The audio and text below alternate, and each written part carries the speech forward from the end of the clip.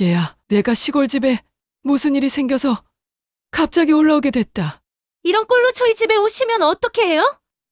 저희 아파트 주민들이 보면 뭐라고 하겠어요? 저희는 정말 안 되겠어요.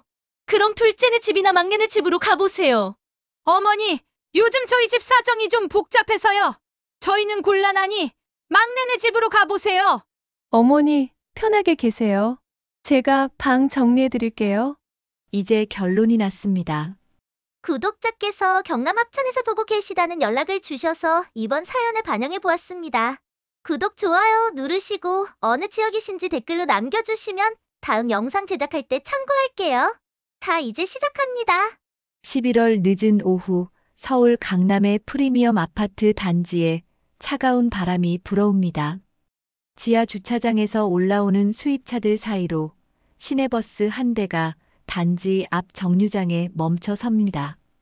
버스에서 내린 할머니 한 분이 무거운 보따리를 양손에 들고 비틀거리며 아파트 입구로 향합니다. 70대 중반으로 보이는 이 할머니, 영자는 온몸의 세월의 흔적을 고스란히 드러내고 있습니다.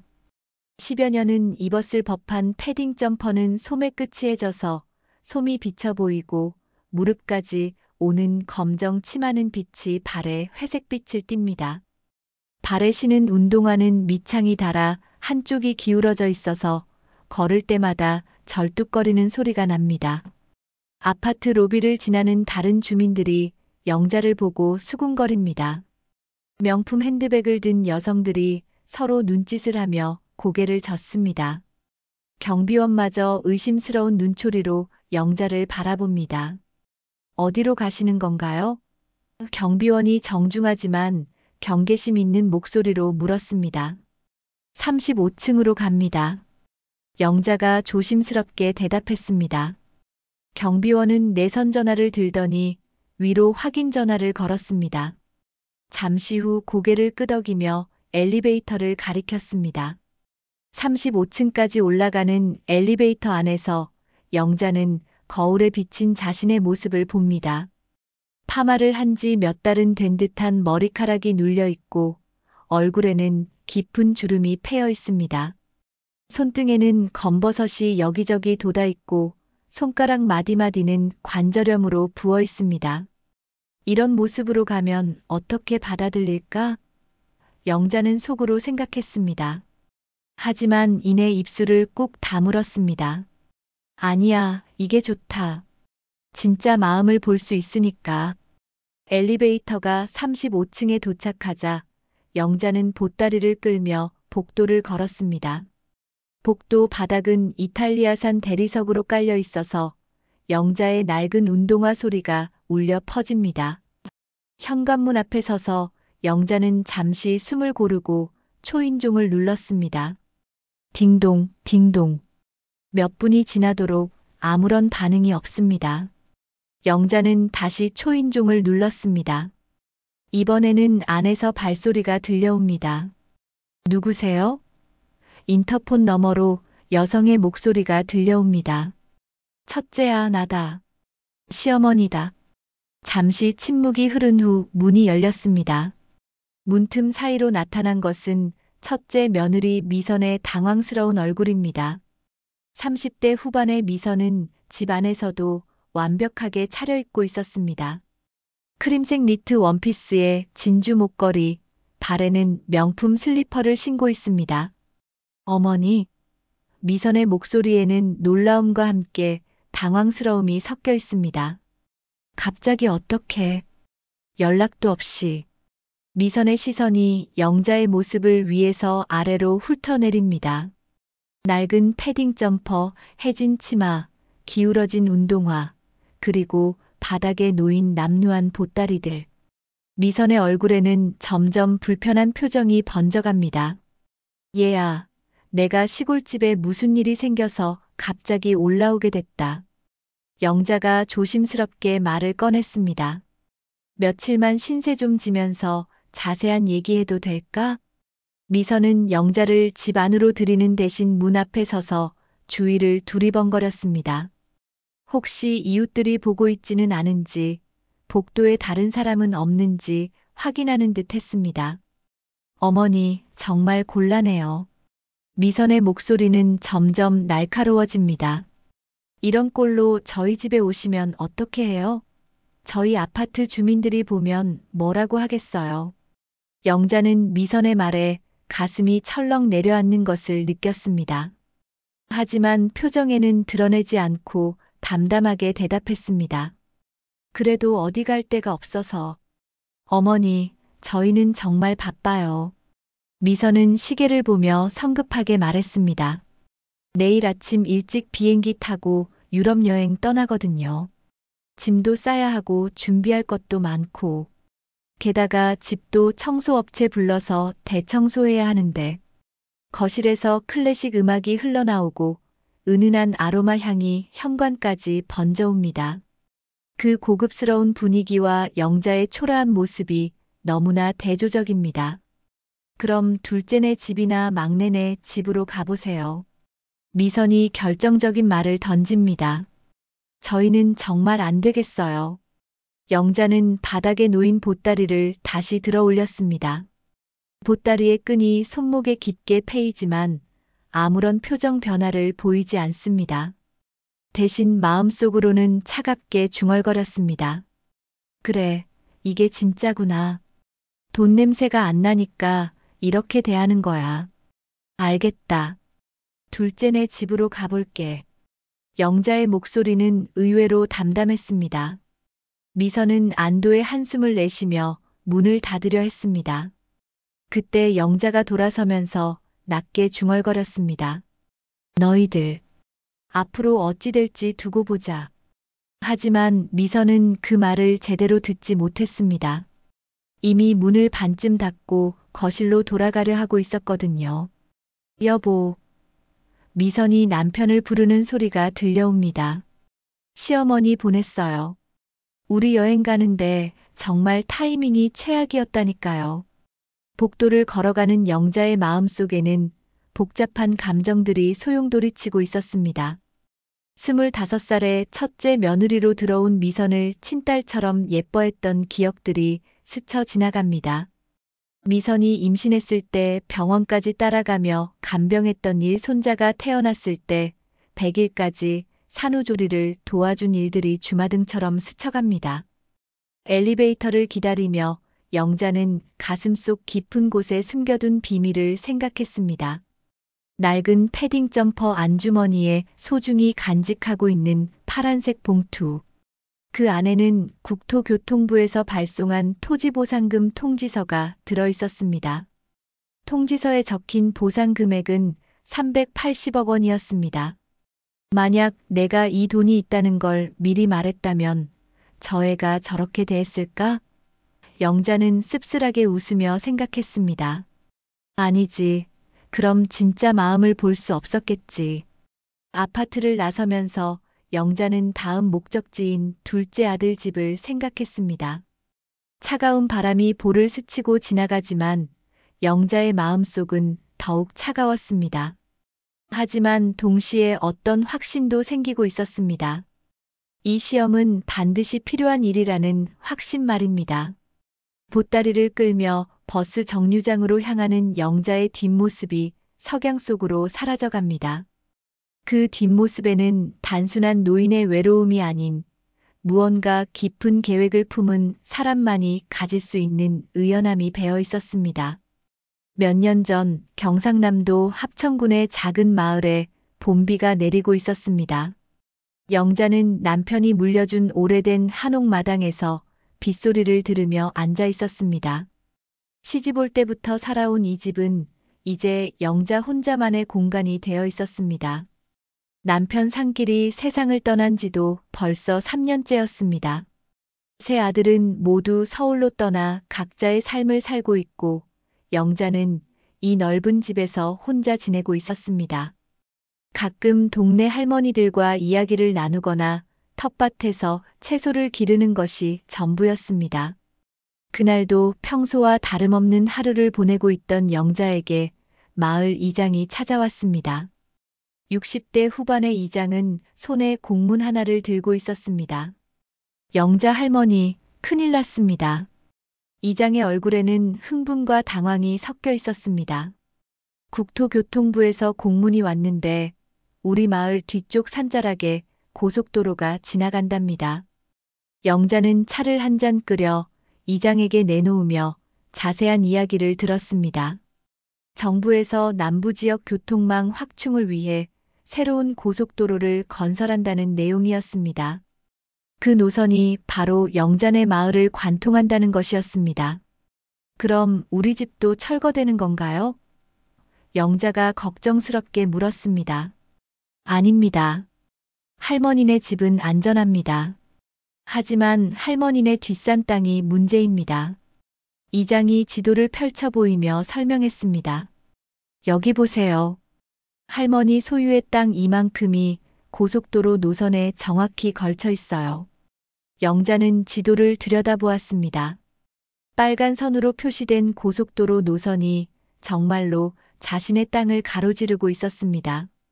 그 땅은 남편 상길이 젊은 시절 품팔이를 해서 조금씩 모은 돈으로 산 것이었습니다. 당시에는 아무도 거들떠보지 않는 깊은 산속 땅이었지만 상길은 언젠가는 값어치가 있을 거라며 조금씩 사들였던 것입니다. 그 땅이 얼마나 될까요? 영자가 조심스럽게 물었습니다. 이장은 잠시 망설이다가 입을 열었습니다. 정확한 건 토지 감정평가를 받아봐야 알겠지만 보통 이런 경우 평당 이 정도는 나올 거예요. 영자는 계산을 해보았습니다. 이 정도 면적에 이 정도 금액이면 300억 원이 넘었습니다. 영자는 그 숫자가 믿어지지 않았습니다. 정말 그렇게 많이 나오나요? 할머니, 이건 추정치고요.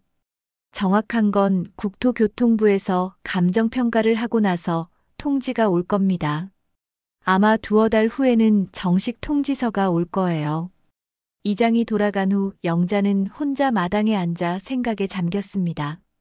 300억이라는 돈이 얼마나 큰 돈인지는 잘 모르겠지만 세 아들들이 모두 합쳐도 평생 벌지 못할 돈이라는 것은 알 수 있었습니다. 그날 밤 영자는 잠을 이루지 못했습니다. 남편 상길의 영정사진을 바라보며 중얼거렸습니다. 여보, 당신이 사둔 그 땅이 이렇게 큰 돈이 될 줄 누가 알았겠어요? 하지만 이 돈을 어떻게 해야 할지 모르겠어요. 2달 후 정말로 국토교통부에서 정식 토지보상금 통지서가 도착했습니다. 우편배달부가 직접 가져온 등기우편 봉투를 뜯어보는 영자의 손은 떨리고 있었습니다. 통지서에 적힌 최종 보상 금액은 380억 원이었습니다. 이장의 추정보다도 더 큰 금액이었습니다. 영자는 그 숫자를 몇 번이고 다시 확인했습니다. 3, 8, 0, 틀림없었습니다. 그날부터 영자는 깊은 고민에 빠졌습니다. 이 돈을 세 아들에게 어떻게 나누어 줄 것인가 하는 문제였습니다. 똑같이 3등분을 할 것인가 아니면 각자의 사정에 따라 다르게 줄 것인가. 하지만 며칠을 고민하던 영자의 마음속에 다른 생각이 떠올랐습니다. 과연 이 아들들과 며느리들이 자신을 진심으로 생각하고 있을까 하는 의문이었습니다. 남편이 세상을 떠난 후 3년 동안 세 아들은 각각 몇 번씩밖에 찾아오지 않았습니다. 명절이나 제사 때도 바쁘다는 핑계로 빠지는 경우가 많았습니다. 전화 통화도 뜸했습니다. 내가 돈이 많다는 걸 알면 달라질까? 아니면 진짜 나를 생각해서 달라질까? 영자는 이런 생각들로 밤잠을 설쳤습니다. 그러던 어느 날 영자는 마음속에 하나의 계획을 세웠습니다. 이 보상금 이야기는 아무에게도 하지 않고 일부러 가장 초라한 모습으로 세 아들의 집을 차례로 방문해 보겠다는 계획이었습니다. 그래서 각자가 자신을 어떻게 대하는지 확인해 보겠다는 것이었습니다. 영자는 옷장에서 가장 낡은 옷들을 꺼내 입어보았습니다. 10여 년 된 패딩 점퍼, 색이 바랜 치마, 구멍난 운동화. 거울을 보니 정말로 가난한 시골 할머니 같았습니다. 이제 진짜 마음을 볼 수 있을 거야. 영자는 거울 속 자신의 모습을 보며 다짐했습니다. 돈이 있다는 걸 모르는 상태에서 나를 어떻게 대하는지, 그게 진짜 마음이겠지. 보상금 통지서는 파란색 봉투에 넣어 패딩 점퍼 안주머니 깊숙이 숨겨두었습니다. 그리고 낡은 보따리에 몇 벌의 옷가지를 넣고 서울행 버스표를 끊었습니다. 버스 안에서 영자는 창밖 풍경을 바라보며 생각했습니다.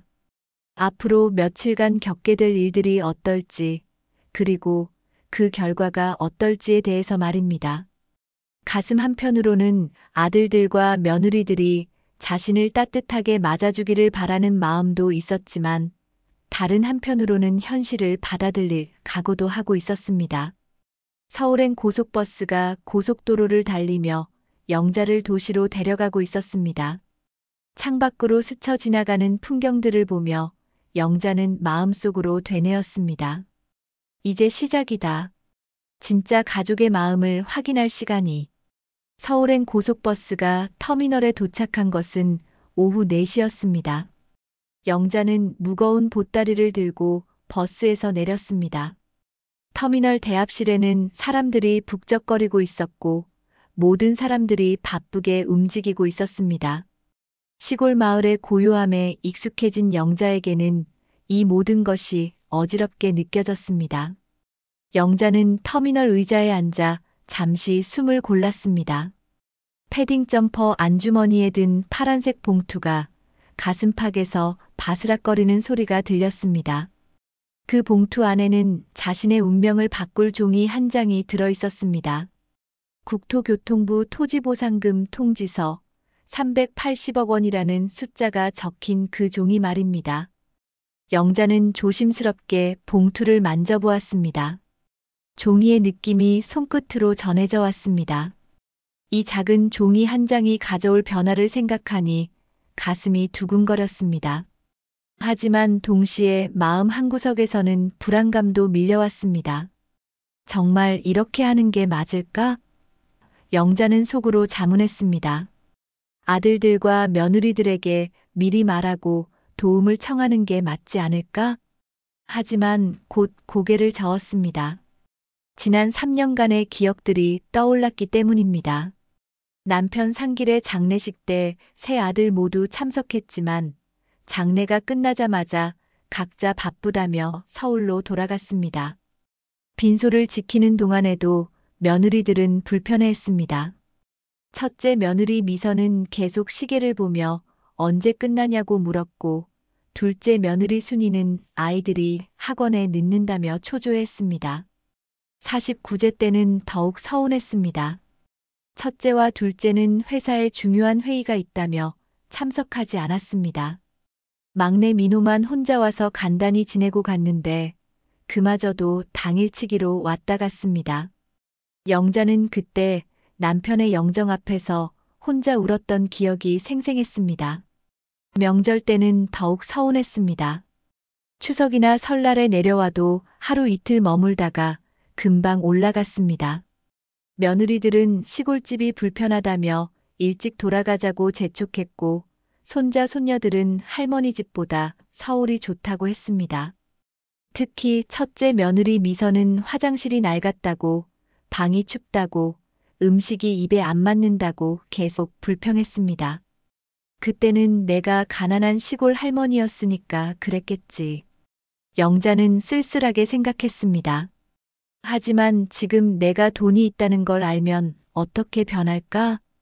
영자는 터미널 화장실로 가서 거울을 다시 한번 확인했습니다. 며칠 전에 일부러 준비한 초라한 차림새가 완벽했습니다. 10여 년 된 검은 패딩 점퍼는 소매 끝이 해져서 솜이 비쳐 보이고 목 부분의 털도 뭉쳐져 있었습니다. 무릎까지 오는 검정 치마는 빛이 발에서 회색빛을 띠었고 군데군데 보풀이 일어나 있었습니다. 발에 신은 운동화는 한쪽 밑창이 심하게 닳아서 걸을 때마다 기울어져 절뚝거리는 소리가 났습니다. 양말도 일부러 구멍이 난 것을 신었는데 엄지발가락 부분이 삐져나와 보였습니다. 머리카락도 며칠 전부터 일부러 감지 않아서 기름기가 돌았고 평소에 하던 파마도 푸석푸석하게 엉망이 되어 있었습니다. 손톱도 일부러 며칠간 다듬지 않아서 거칠고 더러워 보였습니다.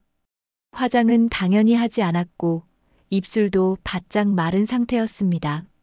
거울 속 자신의 모습을 보니 정말로 가난에 찌들고 병든 시골 할머니 같았습니다. 영자는 이런 자신의 모습이 한편으로는 처량하면서도 다른 한편으로는 만족스러웠습니다. 이렇게 해야 진심을 볼 수 있어. 영자는 마음을 다잡았습니다. 돈 때문이 아니라 정말 나를 생각해서 대해주는지 확인할 수 있을 거야. 터미널을 나서면서 영자는 주변 사람들의 반응을 살펴봤습니다. 지나가는 사람들이 자신을 보고 피하거나 혀를 차는 소리가 들렸습니다. 한 젊은 여성은 친구에게 저런 할머니들이 터미널에 왜 오지? 라고 수군거렸습니다. 영자는 그런 반응들을 보며 자신의 연기가 성공적이라는 것을 확인할 수 있었습니다. 지하철역으로 향하는 길에서 영자는 패딩 점퍼 안주머니의 파란색 봉투를 다시 한번 확인했습니다. 봉투 안에는 국토교통부 공문봉투와 함께 토지보상금 통지서가 들어 있었습니다. 공문서 특유의 딱딱한 종이 느낌과 정부 도장의 볼록한 감촉이 손끝으로 전해져 왔습니다. 영자는 그 통지서를 받았던 날을 다시 떠올렸습니다. 우편 배달원이 등기우편이라며 직접 가져왔을 때 영자는 처음에는 무슨 소송이나 세금 고지서인 줄 알고 겁이 났었습니다. 하지만 봉투를 뜯고 내용을 확인하는 순간 영자의 인생이 완전히 바뀌었습니다. 보상금액 380억 원 그 숫자를 처음 봤을 때 영자는 잘못 본 것인 줄 알았습니다. 몇 번이고 다시 확인했지만 틀림없었습니다. 380억이라는 천문학적인 숫자가 분명히 적혀 있었습니다. 영자는 그날 밤새 잠을 못 이뤘습니다. 이 돈을 어떻게 해야 할지, 아들들에게 어떻게 말해야 할지, 아니면 말하지 말아야 할지 고민에 고민을 거듭했습니다. 그리고 며칠 후 영자는 하나의 계획을 세웠습니다. 이 비밀을 숨긴 채로 아들들과 며느리들의 진심을 확인해 보겠다는 계획이었습니다. 지하철 안에서 영자는 주변 사람들을 관찰했습니다. 모든 사람들이 스마트폰을 보고 있거나 이어폰을 끼고 있었습니다. 아무도 서로 대화를 하지 않았고 각자 자신만의 세계에 빠져 있었습니다. 가끔 영자를 힐끗 보는 사람들도 있었지만 대부분 불편한 표정으로 시선을 피했습니다. 한 중년 남성은 영자가 앉으려던 자리 옆으로 가방을 옮겨 앉지 못하게 했습니다. 다른 젊은 커플은 영자를 보더니 서로 눈짓을 하며 다른 칸으로 이동했습니다. 이런 반응들을 보며 영자는 사회에서 가난한 노인이 어떤 대접을 받는지 실감할 수 있었습니다.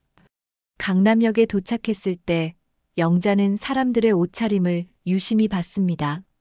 모든 사람들이 깔끔하고 비싸 보이는 옷을 입고 있었습니다. 여성들은 명품 가방을 들고 있었고 남성들은 정장을 말끔하게 차려입고 있었습니다. 심지어 아이들까지도 브랜드 옷을 입고 있었습니다. 영자는 자신의 초라한 모습과 이들의 화려한 모습을 비교하며 씁쓸한 웃음을 지었습니다. 하지만 동시에 마음속에서는 묘한 우월감도 느꼈습니다. 저들은 모르지. 내가 저들보다 훨씬 많은 돈을 가지고 있다는 걸. 버스를 갈아타고 첫째 아들이 사는 아파트 단지에 도착했을 때는 해가 기울고 있었습니다. 35층짜리 고급 아파트들이 즐비하게 서 있는 모습을 보니 영자는 감탄했습니다. 정우가 이렇게 좋은 곳에서 살고 있다는 것이 대견하면서도 한편으로는 부담스러웠습니다. 아파트 단지 입구에서 영자는 잠시 망설였습니다. 과연 이 계획이 옳은 일인지 다시 한번 생각해 봤습니다. 하지만 마음속 깊은 곳에서는 확신이 서고 있었습니다. 지금이 아니면 평생 모를 수도 있는 일이었습니다. 단 한마디도 꺼내지 말자. 영자는 속으로 다짐했습니다. 내 꼴을 보고 누가 어떻게 대하는지 그게 진짜다. 영자가 35층 아파트 복도에 도착했을 때 복도 곳곳에서 풍겨오는 고급스러운 분위기에 압도당했습니다. 바닥은 대리석으로 깔려 있었고 천장에는 은은한 간접 조명이 설치되어 있었습니다. 복도 양쪽 벽면에는 값비싼 그림들이 걸려 있었고 공기 중에는 은은한 방향제 냄새가 퍼져 있었습니다. 영자는 자신의 낡은 운동화 소리가 이 고요한 복도에 울려 퍼지는 것을 의식하며 조심스럽게 걸었습니다. 보따리를 끌고 가는 소리까지 더해져서 마치 평화로운 공간을 방해하는 침입자가 된 것 같았습니다. 영자는 이곳 주민들의 생활 수준을 짐작할 수 있었습니다. 현관문 앞에 도착했을 때 영자는 복도와 현관문과 조명까지 모두 고급스럽다는 것을 단번에 알아차릴 수 있었습니다. 첫째 아들이 얼마나 잘 살고 있는지 실감할 수 있는 순간이었습니다. 잠시 망설이던 영자는 용기를 내어 초인종을 눌렀습니다. 아름다운 차인벨 소리가 울렸지만 한동안 아무런 반응이 없었습니다. 영자는 혹시 집에 없는 건 아닌지 걱정하며 다시 초인종을 눌렀습니다. 누구세요? 인터폰 너머로 날카로운 여성의 목소리가 들려왔습니다. 영자는 그 목소리에서 경계심을 느낄 수 있었습니다. 첫째야, 나다. 시어머니다. 영자가 인터폰에 대고 말했습니다. 잠시 침묵이 흐른 후 문이 열렸습니다. 하지만 완전히 열리지 않고 조금만 열렸습니다. 문틈 사이로 첫째 며느리 미선의 얼굴이 나타났습니다. 미선은 영자의 모습을 위아래로 훑어보며 당황스러운 표정을 지었습니다. 미선은 30대 후반의 여성으로 집 안에서도 완벽하게 단장하고 있었습니다. 크림색 캐시미어 니트 원피스는 명품 브랜드 것으로 보였고 목에는 진주 목걸이가 걸려 있었습니다. 머리는 미용실에서 갓 손질한 듯 완벽하게 세팅되어 있었고 발에는 실내용 명품 슬리퍼를 신고 있었습니다. 손톱에는 젤네일이 깔끔하게 발라져 있었고 화장도 완벽했습니다. 어머니, 갑자기 어떻게? 미선의 목소리에는 놀라움과 함께 불쾌감이 섞여 있었습니다. 연락도 없이 이런 시간에. 미선의 시선이 영자의 차림새를 세세하게 점검했습니다. 해진 패딩 점퍼, 색이 바랜 치마, 기울어진 운동화, 그리고 바닥에 놓인 초라한 보따리들. 미선의 얼굴에는 점점 불편한 표정이 번져갔습니다. 특히 영자의 머리에서 나는 냄새와 전반적으로 지저분한 모습에 눈살을 찌푸렸습니다. 얘야, 내가 시골집에 무슨 일이 생겨서 갑자기 올라오게 됐다. 영자가 조심스럽게 말을 꺼냈습니다. 며칠만 신세 좀 지면서 자세한 얘기해도 될까? 미선은 영자를 집 안으로 들이는 대신 문가에 서서 주위를 두리번거렸습니다. 혹시 복도에 다른 주민들이 있는지, 이웃들이 보고 있지는 않는지 확인하는 듯 했습니다. 이 고급 아파트에 이런 초라한 모습의 노인이 찾아온 것을 다른 사람들이 보면 체면이 깎일 것이 걱정되는 모습이었습니다. 거실에서는 클래식 음악이 은은하게 흘러나오고 있었고 고급스러운 아로마 향초의 냄새가 현관까지 번져왔습니다. 그 우아하고 세련된 분위기와 영자의 누추한 모습이 극명하게 대비되었습니다. 미선은 이 대조적인 상황이 매우 불편해 보였습니다. 어머니, 정말 곤란해요. 미선의 목소리가 점점 차가워졌습니다. 이런 꼴로 저희 집에 오시면 어떻게 해요? 저희 아파트 주민들이 보면 뭐라고 하겠어요? 영자는 미선의 날선 말에 가슴이 철렁 내려앉는 것을 느꼈습니다. 꼴이라는 표현에서 며느리의 진심을 엿볼 수 있었습니다. 하지만 영자는 표정에 드러내지 않고 담담하게 대답했습니다. 그래도 어디 갈 데가 없어서 하룻밤만이라도. 미선은 시계를 보며 더욱 성급해졌습니다. 명품 시계의 다이아몬드가 복도의 조명에 반짝거렸습니다. 어머니, 저희는 정말 바빠요. 내일 아침 일찍 비행기 타고 유럽 여행을 떠나거든요. 미선의 말에는 짜증이 섞여 있었습니다. 짐도 싸야 하고 준비할 것도 많고, 게다가 집도 청소업체 불러서 대청소해야 하는데, 영자는 미선의 말을 들으며 씁쓸했습니다. 유럽 여행이라니 그런 돈이 있으면서도 시어머니 하나 재워줄 여유는 없다는 것이었습니다. 하지만 영자는 이해하는 듯한 표정을 지으며 고개를 끄덕였습니다. 거실에서 첫째 아들 정호의 목소리가 들려왔습니다. 여보, 누가 왔어? 빨리 처리하고 짐 정리 도와줘. 미선은 남편의 목소리를 듣고 더욱 서둘렀습니다. 남편에게 시어머니가 이런 모습으로 찾아온 것을 들키고 싶지 않은 듯 했습니다. 그럼 둘째네 집이나 막내네 집으로 가보세요. 미선이 결정적인 말을 던졌습니다. 저희는 정말 안 되겠어요. 시간도 없고. 죄송해요. 영자는 미선의 표정에서 진짜 미안함보다는 귀찮아하는 기색을 더 많이 읽을 수 있었습니다. 바닥에 놓인 보따리를 다시 들어 올리면서도 영자는 마음속으로 차가운 결론을 내리고 있었습니다. 그래, 이게 진짜구나. 돈 냄새가 안 나니까 이렇게 대하는 거야. 보따리의 끈이 손목에 깊게 패였지만 영자는 아무런 내색을 하지 않았습니다. 대신 담담한 목소리로 답했습니다. 알겠다. 둘째네 집으로 가볼게. 미선은 안도의 한숨을 내쉬며 문을 닫으려 했습니다. 처음부터 끝까지 문을 완전히 열어주지 않았던 것입니다. 영자가 돌아서면서 낮게 중얼거렸습니다. 너희들, 앞으로 어찌 될지 두고 보자. 하지만 미선은 그 말을 제대로 듣지 못했습니다. 이미 문을 닫고 거실로 돌아가고 있었기 때문입니다. 여보, 거실에서 미선이 남편을 부르는 소리가 들려왔습니다. 시어머니 보냈어요. 우리 여행 가는데 정말 타이밍이 최악이었다니까요. 복도를 걸어가는 영자의 마음속에는 서늘한 분노가 차오르고 있었습니다. 오래전 25살의 첫째 며느리로 들어온 미선을 어떻게 대했는지 생생히 기억났습니다. 미선이 임신했을 때 밤낮으로 간병했던 일, 첫 손자가 태어났을 때 100일 동안 산후조리를 도와준 일, 미선이 아플 때마다 병원에 데려가고 약을 끓여준 일들이 주마등처럼 스쳐갔습니다.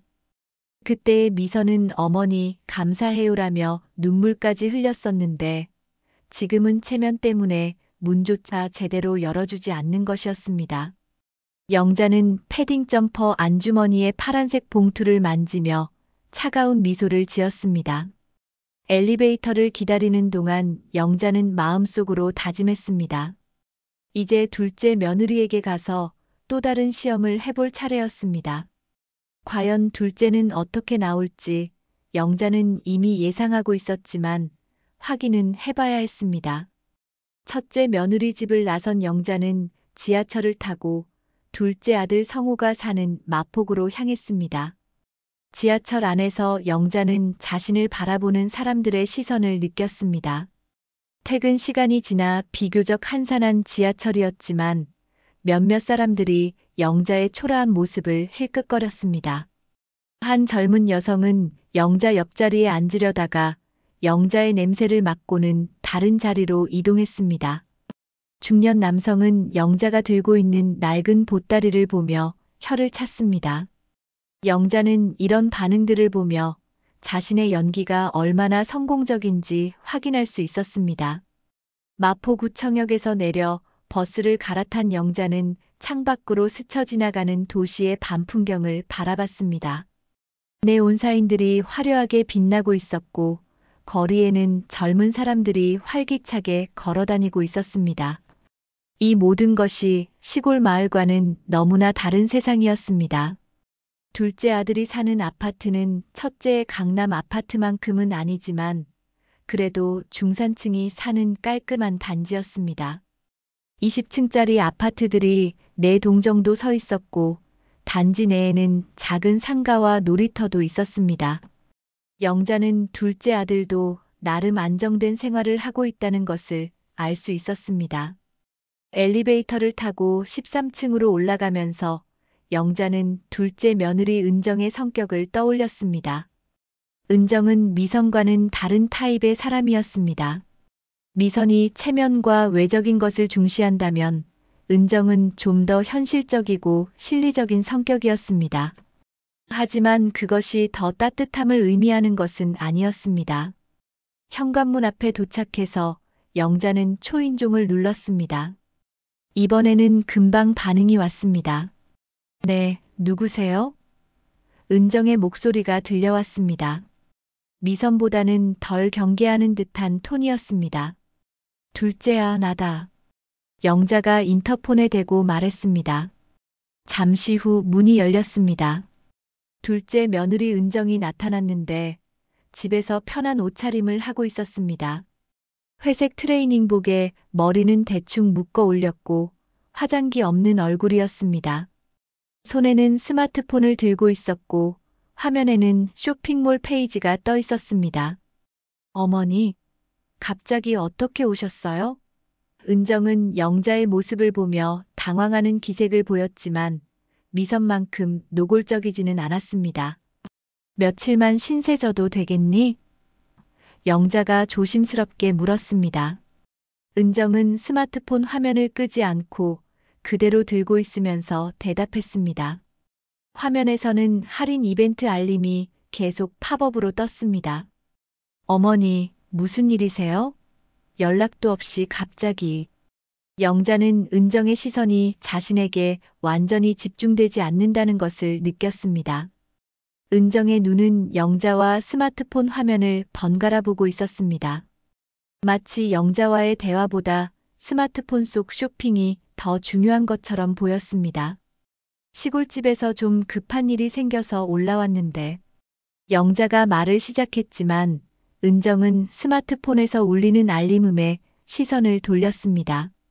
아, 잠깐만요. 지금 한정 세일 중인데.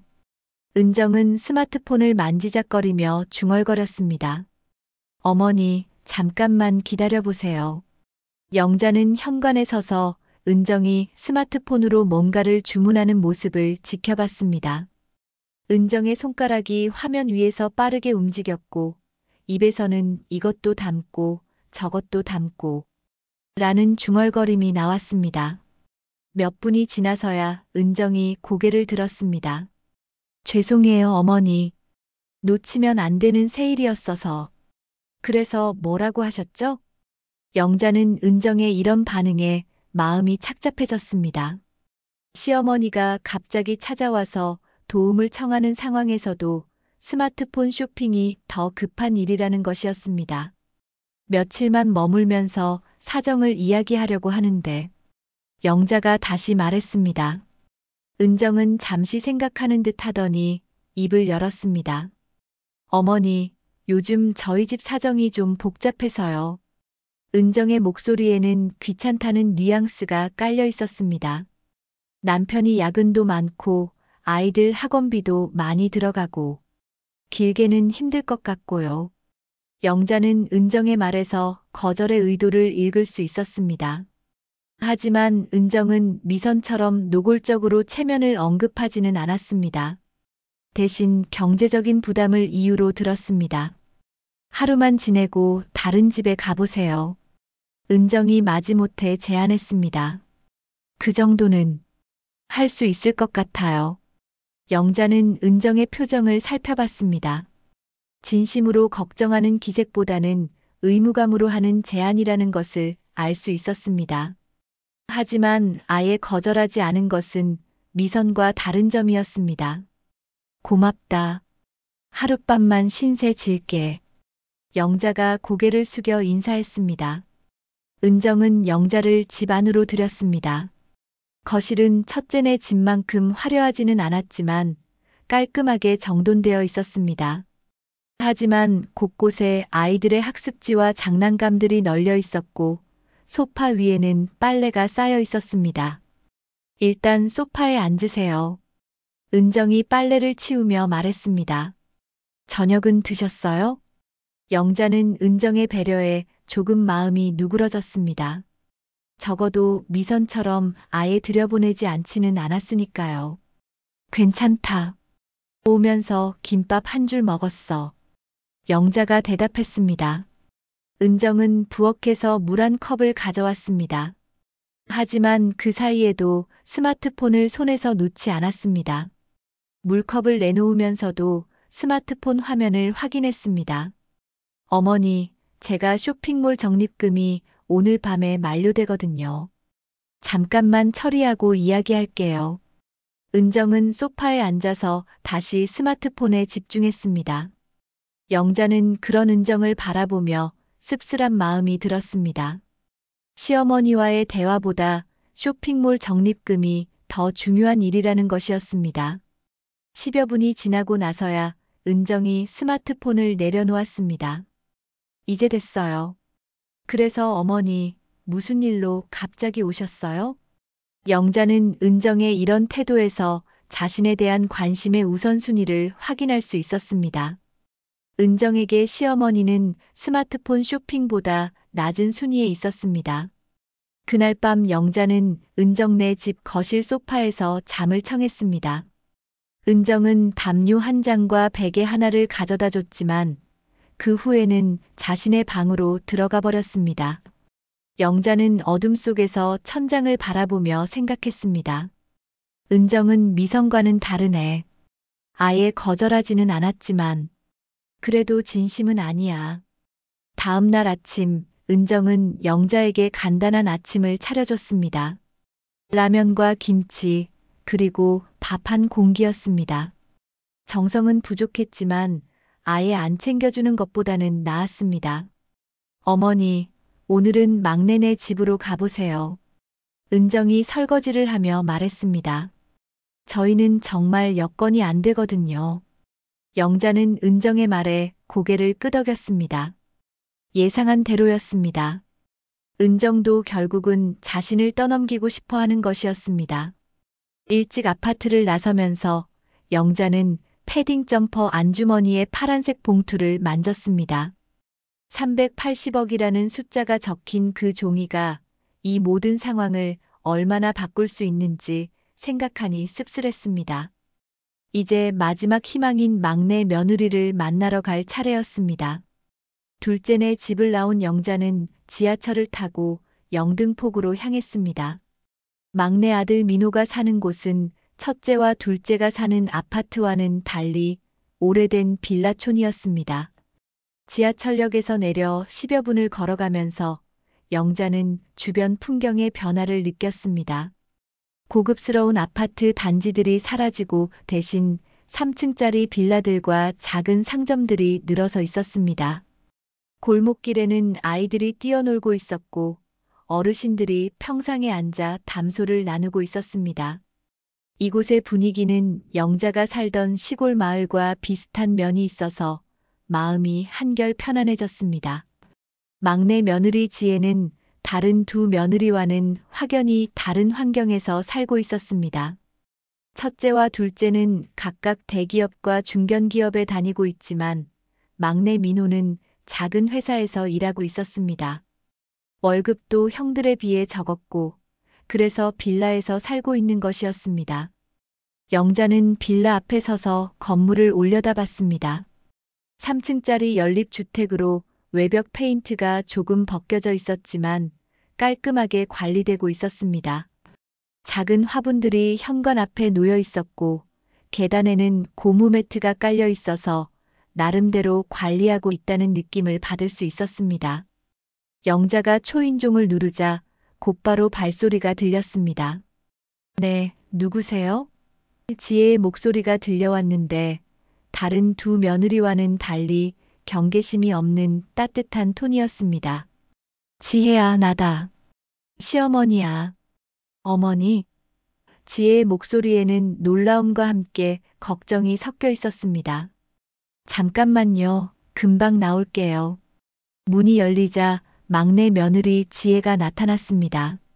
지혜는 앞치마를 두르고 있었는데 방금까지 요리를 하고 있었던 것 같았습니다. 손에는 물기가 묻어 있었습니다. 어머니, 갑자기 어떻게 오셨어요? 지혜는 영자의 초라한 모습을 보고도 당황하거나 불쾌해하지 않았습니다. 오히려 걱정스러운 표정을 지으며 영자를 살펴봤습니다. 추운 날씨에 왜 이렇게 얇게 입고 오셨어요? 지혜가 영자의 낡은 패딩 점퍼를 보며 말했습니다. 빨리 들어오세요. 감기 걸리겠어요. 지혜는 영자의 보따리를 들어주며 집 안으로 안내했습니다. 영자는 지혜의 이런 반응에 깜짝 놀랐습니다.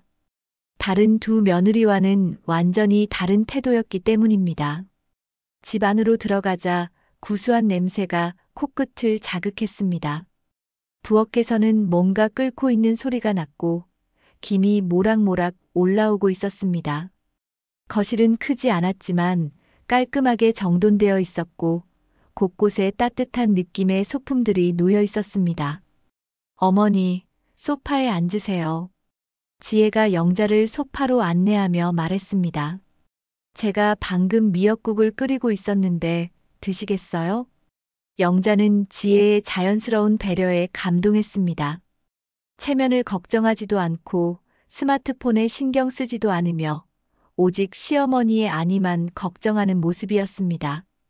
고맙지만 괜찮다. 영자가 사양했지만 지혜는 이미 부엌으로 향하고 있었습니다. 어머니, 얼굴이 많이 상하셨어요. 따뜻한 걸 드시고 좀 쉬세요. 지혜의 목소리에는 진심 어린 걱정이 담겨 있었습니다. 잠시 후 지혜가 김이 모락모락 나는 미역국과 따끈한 밥, 그리고 몇 가지 반찬을 들고 왔습니다. 상차림은 화려하지 않았지만 정성이 가득 담겨 있었습니다. 특히 미역국에서 나는 구수한 냄새가 영자의 마음을 따뜻하게 만들었습니다. 어머니, 많이 드세요. 지혜가 영자 옆에 앉으며 말했습니다. 무슨 일로 갑자기 오셨어요? 혹시 아프신 건 아니죠? 영자는 숟가락을 들면서 지혜의 관심이 온전히 자신에게 집중되어 있다는 것을 느꼈습니다. 스마트폰도 보지 않고 다른 일에 신경 쓰지도 않으며 오직 시어머니의 이야기에만 귀 기울이고 있었습니다. 시골집에서 좀 급한 일이 생겨서 영자가 말을 시작하려는데 지혜가 먼저 입을 열었습니다. 어머니, 일단 드시면서 천천히 말씀해 주세요. 지혜가 영자의 밥그릇에 김치를 올려주며 말했습니다. 저희 집이 좁긴 하지만 얼마든지 계세요. 영자는 지혜의 말에 가슴이 뭉클해졌습니다.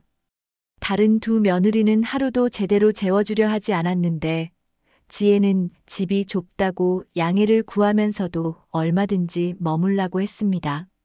미역국을 한 숟가락 떠먹자 구수하고 따뜻한 맛이 입안에 퍼졌습니다. 영자는 오랜만에 정성스럽게 끓인 따뜻한 음식을 먹는 것 같았습니다. 눈시울이 뜨거워졌지만 티내지 않으려 애썼습니다. 어머니, 왜 첫째 형님네나 둘째 형님네는 안 가시고 저희한테 오셨어요? 지혜가 궁금해하며 물었습니다. 영자는 잠시 망설였습니다. 다른 두 며느리에게 거절당한 이야기를 해야 할지 고민되었기 때문입니다. 하지만 지혜의 순수한 표정을 보니 거짓말을 하고 싶지 않았습니다. 다들 바쁘더구나. 여행도 가야 하고. 영자가 애둘러 대답했습니다. 지혜는 영자의 말에서 무언가를 눈치챈 듯 했지만 더 자세히 묻지 않았습니다. 대신 무릎 담요를 가져와 영자의 다리에 덮어주었습니다. 어머니, 편하게 계세요. 제가 방 정리해 드릴게요. 지혜가 일어나며 말했습니다. 영자는 지혜가 부산스럽게 움직이는 모습을 지켜봤습니다. 작은 집이지만 어디서 잘 수 있을지 고민하고 깨끗한 이불을 꺼내고 방을 정리하는 모습이 정말 며느리 같았습니다. 저녁 무렵 민호가 퇴근해서 돌아왔습니다. 민호는 어머니를 보고 깜짝 놀랐지만 지혜가 미리 이야기해둔 덕분에 자연스럽게 맞아주었습니다. 어머니, 갑자기 무슨 일이세요? 민호가 걱정스러운 표정으로 물었습니다. 괜찮다. 며칠 지내다가 갈게. 영자가 대답했습니다. 무슨 소리세요? 얼마든지 계세요. 민호가 웃으며 말했습니다. 그날 저녁 지혜는 정성스럽게 저녁상을 차렸습니다. 비싸지 않은 재료로 만든 음식들이었지만 하나하나에 정성이 담겨 있었습니다. 가족 셋이서 둘러앉아 먹는 저녁 식사는 오랜만에 느끼는 따뜻함이었습니다. 그날 밤 영자는 지혜가 정성스럽게 준비해준 방에서 잠을 청했습니다. 깨끗한 이불과 베개, 그리고 따뜻한 온돌방이 영자의 몸과 마음을 녹여주었습니다. 이게 진짜 가족이구나. 영자는 어둠 속에서 생각했습니다. 돈이 있고 없고가 중요한 게 아니라 사람을 먼저 생각하는 마음이 진짜 가족의 마음이야. 영자는 패딩 점퍼 안주머니의 파란색 봉투를 생각했습니다. 이제 결론이 났습니다. 누구에게 이 돈을 물려줄지 말입니다. 막내 며느리 집에서 사흘을 보낸 영자는 마침내 결심을 굳혔습니다. 지혜의 따뜻한 보살핌을 받으며 지낸 시간 동안 영자는 자신의 계획을 완성시켰습니다. 이제 진실을 밝힐 때가 왔습니다. 영자는 지혜에게 중요한 가족 모임을 열고 싶다고 말했습니다. 새 아들과 새 며느리가 모두 모여야 할 일이 생겼다는 것이었습니다. 지혜는 의아해했지만 시어머니의 부탁을 거절할 수 없었습니다. 어머니, 무슨 중요한 일이세요? 지혜가 궁금해하며 물었습니다. 다 모이면 이야기할게. 영자의 목소리에는 평소와 다른 단단함이 있었습니다. 영자는 강남에 있는 법무사 사무실을 예약했습니다. 정식으로 서류를 처리해야 할 일이라고 새 아들에게 연락했습니다. 부동산 관련 중요한 문제라고 했더니 모든 아들과 며느리가 참석하겠다고 답했습니다. 약속 당일 영자는 평소와 달리 단정하게 옷을 차려입었습니다. 지혜가 빌려준 검은색 정장에 구두를 신고 머리도 깔끔하게 정리했습니다. 며칠 전까지의 초라한 모습은 온데간데 없었습니다. 법무사 사무실에 도착했을 때 새 아들 가족이 모두 와 있었습니다. 첫째 정우와 며느리 미선, 둘째 성우와 며느리 은정, 그리고 막내 민호와 며느리 지혜까지. 영자가 나타나자 모든 사람의 시선이 집중되었습니다. 미선이 가장 먼저 반응했습니다. 어머니, 오늘은 어떻게 이렇게 깔끔하게 차려입으셨어요? 영자는 미선의 말에 차가운 미소를 지었습니다. 며칠 전 자신을 꼴이라고 표현하며 문전박대했던 그 며느리가 이제는 다른 말을 하고 있었습니다. 앉으세요. 영자가 회의실 테이블 앞에서 말했습니다. 오늘 여러분을 부른 이유가 있습니다. 모든 사람이 자리에 앉자 영자는 패딩 점퍼에서 꺼내온 파란색 봉투를 테이블 위에 올려놓았습니다. 그 순간 회의실 안이 조용해졌습니다. 이게 뭔가요? 정우가 궁금해하며 물었습니다. 영자는 봉투에서 서류를 꺼내기 전에 천천히 입을 열었습니다. 지난 며칠 동안 여러분을 차례대로 찾아갔습니다. 영자의 목소리는 차분했지만 날카로웠습니다. 일부러 가장 초라한 모습으로 말입니다. 미선과 은정의 얼굴이 순간 굳어졌습니다. 뭔가 불길한 예감이 들기 시작했기 때문입니다. 첫째네 집에서는 이런 말을 들었습니다. 영자가 미선을 바라보며 말했습니다. 이런 꼴로 오면 창피하다고 아파트 주민들이 뭐라고 하겠냐고. 미선의 얼굴이 새하얗게 변했습니다. 남편 정우도 당황한 표정으로 아내를 바라봤습니다. 둘째네 집에서는 집 사정이 복잡하다며 하루만 재워주더군요. 영자가 은정을 향해 시선을 돌렸습니다. 시어머니와 이야기하는 것보다 스마트폰 쇼핑이 더 중요했던 것 같더군요. 은정도 얼굴이 빨갛게 달아올랐습니다. 자신의 행동이 들키고 만 것입니다. 하지만 막내네 집에서는 달랐습니다. 영자의 목소리가 조금 부드러워졌습니다. 따뜻한 밥을 차려주고 깨끗한 방을 내주고 얼마든지 계시라고 했습니다. 지혜는 고개를 숙인 채 듣고 있었습니다. 자신이 당연히 해야 할 일을 했을 뿐인데 이렇게 칭찬받는 것이 부끄러웠습니다. 그래서 이제 여러분에게 진실을 말씀드리겠습니다. 영자가 봉투에서 서류를 꺼내며 말했습니다. 이것은 국토교통부에서 발송한 토지보상금 통지서입니다. 서류를 펼쳐놓자 모든 사람의 눈이 동시에 그곳으로 향했습니다. 보상금액 380억 원이라는 숫자가 선명하게 보였습니다. 회의실 안이 순간 정적에 휩싸였습니다. 그리고 곧 웅성거리는 소리가 일어났습니다. 380억? 정호가 믿을 수 없다는 표정으로 중얼거렸습니다. 어머니, 정말이에요? 성호가 서류에 다가가며 물었습니다. 미선과 은정의 얼굴은 창백해졌습니다. 자신들이 얼마나 큰 실수를 했는지 깨닫기 시작했기 때문입니다. 네, 정말입니다. 영자가 단호하게 답했습니다. 저는 이 돈이 있다는 걸 알고도 일부러 가난한 모습으로 여러분을 찾아갔습니다. 진짜 마음을 보고 싶었거든요. 미선이 급하게 입을 열었습니다. 어머니, 그때는 제가 정신이 없어서 여행 준비 때문에 너무 바빴어요. 저도요, 어머니. 은정도 변명하기 시작했습니다. 아이들 때문에 정신이 없었거든요. 하지만 영자는 그들의 변명을 차단했습니다. 변명은 듣고 싶지 않습니다.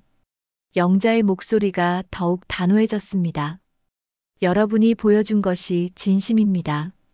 돈이 있다는 걸 몰랐을 때의 태도가 정말 마음이었어요. 영자는 법무사를 향해 고개를 끄덕였습니다. 미리 준비해둔 서류들이 테이블 위에 놓였습니다. 따라서 이 보상금은 전액 막내 며느리 지혜에게 증여하겠습니다. 회의실이 다시 한번 충격에 휩싸였습니다. 미선과 은정은 믿을 수 없다는 표정으로 영자를 바라봤습니다. 어머니, 그럴 순 없어요. 미선이 급하게 소리쳤습니다. 저희도 어머니 자식들이에요. 맞아요, 어머니. 은정도 동조했습니다. 너무 불공평해요. 하지만 영자는 흔들리지 않았습니다. 불공평한 게 아닙니다. 영자가 차가운 목소리로 말했습니다. 여러분이 저에게 한 일을 생각해 보세요. 돈이 있다는 걸 알았다면 달랐을 거라고 확신합니다. 정호와 성호도 당황했지만 감히 어머니의 결정에 반대할 수는 없었습니다. 자신들의 아내가 한 일을 알고 있었기 때문입니다. 지혜만이 깜짝 놀라며 손사래를 쳤습니다. 어머니, 안 됩니다. 이런 큰 돈을 제가 어떻게... 지혜야, 네가 나에게 보여준 마음이 이 돈보다 소중하다.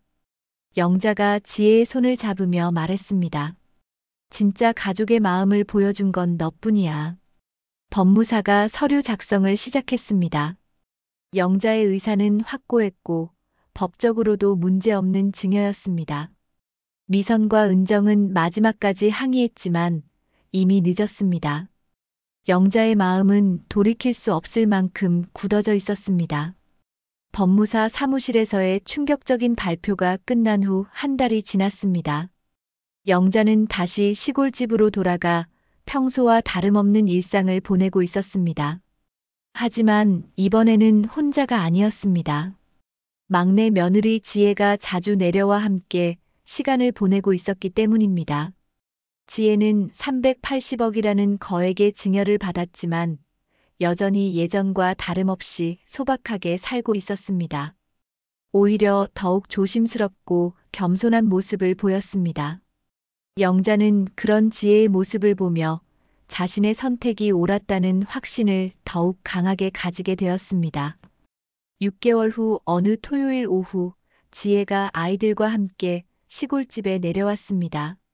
민호는 회사 일 때문에 오지 못했지만 지혜는 혼자서도 아이들을 데리고 시어머니를 찾아왔습니다. 이런 모습 자체가 다른 두 며느리와는 확연히 다른 점이었습니다. 어머니, 오늘은 제가 저녁 준비를 할게요. 지혜가 앞치마를 두르며 말했습니다. 영자는 지혜를 말리려 했지만 지혜는 이미 부엌으로 향하고 있었습니다. 냉장고를 열어보고 텃밭에서 채소를 뜯어와서 정성스럽게 저녁 준비를 시작했습니다. 저녁 무렵 작은 한옥의 대청마루에 소반이 차려졌습니다. 화려한 요리는 아니었지만 하나하나 정성이 담긴 음식들이 올려져 있었습니다. 텃밭에서 딴 상추와 깻잎, 지혜가 직접 담근 된장으로 끓인 된장찌개, 그리고 시골집 부엌에서 정성스럽게 지은 밥이 김을 내뿜고 있었습니다. 어머니, 드세요. 지혜가 영자 앞에 밥그릇을 놓으며 말했습니다. 영자는 그 소반을 보며 가슴이 뭉클해졌습니다. 이것이 진짜 가족의 모습이라는 생각이 들었기 때문입니다. 돈이 많고 적음과 상관없이 서로를 진심으로 아끼고 배려하는 마음이 바로 가족의 본질이었습니다. 손자들도 할머니 곁에 앉아 맛있게 밥을 먹었습니다. 아이들은 시골 할머니 집의 자연스러운 분위기를 좋아했습니다. 도시에서는 느낄 수 없는 여유로움과 따뜻함이 있었기 때문입니다. 저녁을 먹으며 지혜가 조심스럽게 입을 열었습니다. 어머니, 사실 제가 그 돈을 받는 게 맞는지 아직도 확신이 서지 않아요. 영자는 숟가락을 내려놓고 지혜를 바라봤습니다. 왜 그런 생각을 하니? 아주버님들과 형님들도 어머니의 자식들인데 제가 혼자 다 가져도 되는 건지. 지혜의 목소리에는 진심 어린 고민이 담겨 있었습니다. 영자는 지혜의 이런 마음씨에 더욱 감동했습니다. 거액의 돈을 받고도 혼자만 생각하는 것이 아니라 가족 전체를 걱정하고 있는 것이었습니다. 지혜야, 내가 그런 마음을 가지고 있다는 것 자체가 그 돈을 받을 자격이 있다는 증거야. 영자가 따뜻하게 말했습니다.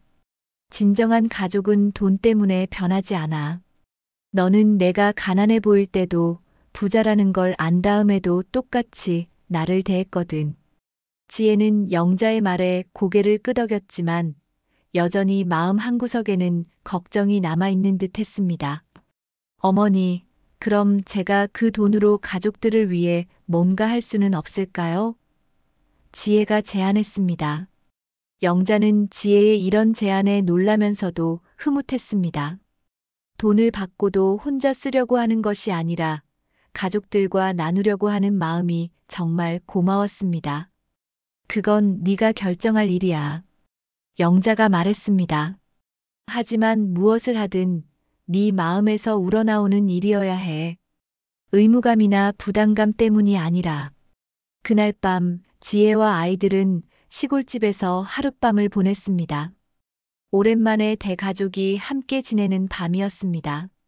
아이들은 할머니 방에서 재미있는 옛날 이야기를 들으며 잠들었고 지혜는 영자 곁에서 다양한 이야기를 나누었습니다.